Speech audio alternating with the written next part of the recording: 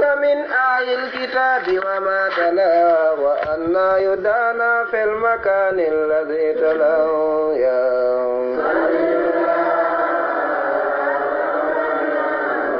وأنا يدانا في المكان الذي تلا أتم الورى جاها وأبهرهم هدى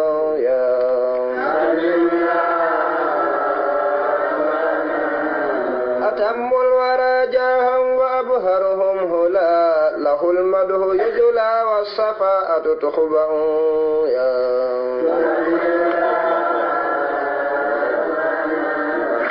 miɗo seeɗa ko o huɗaɗo le yangino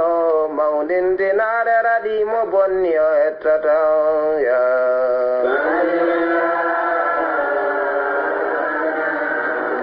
buluji temedere enoga e duuɓi ɗofti Allah o iblisa bonɗo mo moƴƴata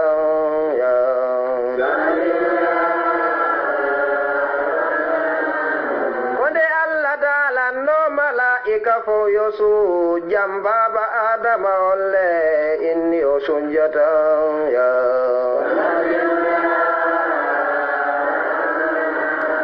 sababe ɗum allahu bonniri moƴƴi fawɗi o huwono sabu wiwde makko o sunjata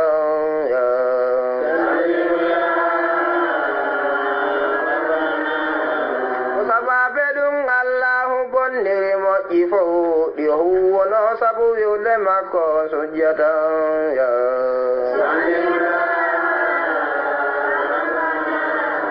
ya Allah geddo huɗaɗo yaltuga kammuga araɗama ange ko jokkuma on ardata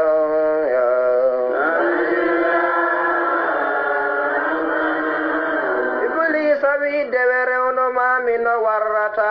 ayo ɓalilan awa joddi maɗale tuldata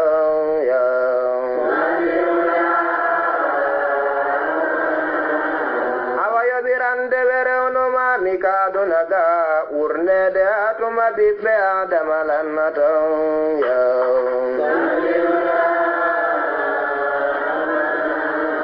allahu daliminen nanima amayata ha nyande asrafilu wutti ko wuttata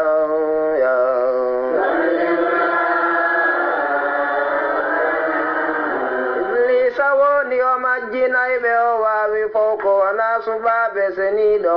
ɓelle o wawata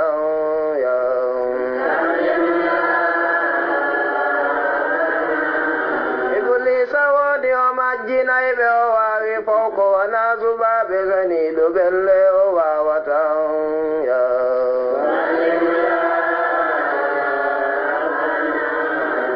nyande dargal en dogay kanu laaɓe fof fattoyo demɓe ma kala yahe ka muhammadu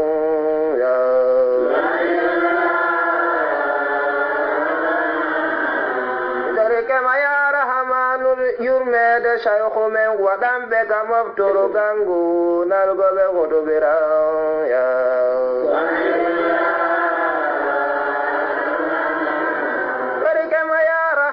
yurmede shaykhu men waɗanɓe ka moftoro gangu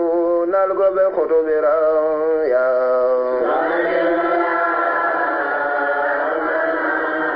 aɓaɓe takkonu laaɗo soro maɓɓe newnoya ɓe tefanoyo wiɗo e maɓɓe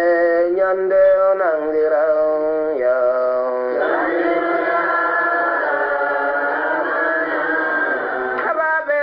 koɓe yaafiɗa sappo yarliɗa ka nder laaɗi hebbanuru ha heewa homdira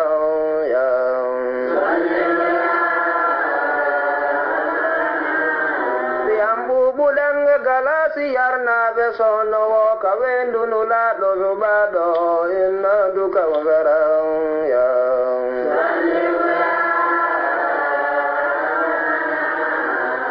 kema teddin fanda maɓɓe yo jooma an yeɗa sayhu an aljanna firdausi yanyira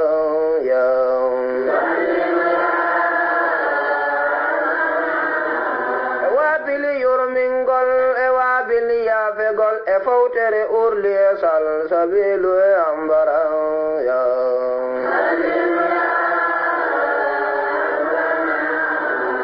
kema okka min e ɓey nguure an e julɓe fof barke ɓe yeɗoya mi yiwde ɓe lahira ya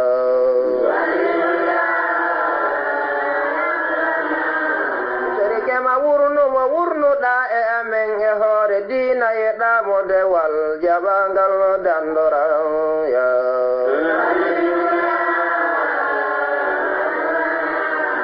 serikema warugol men e hoore meɗen mala meɗen jogiti limanu tuma sayi hondira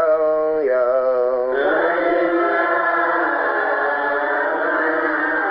timmode yimugol ammi toroto ilahu an yo juulu e on tefanowo tumagala saddira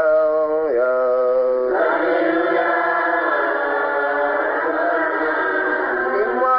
gollam mi toroto ilahu an yo juulu e on tefanowo tumakala sattira ya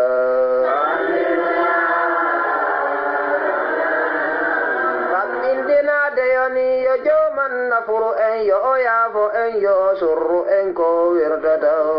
ya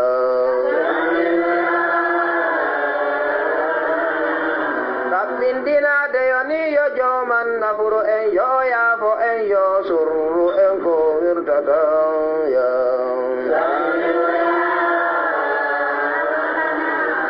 mi dartoɗo sabu haala ɗuuɗu ka haaɓinayi heɗotoɓe seeɗa yo nayi ko findina hubbita ya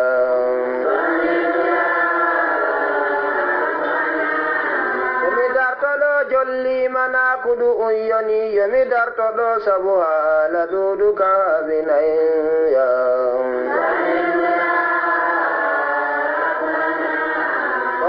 yo joman wurnu barkina ɓeydanaji binaɓe men peewal e gande ɗe huɓata ya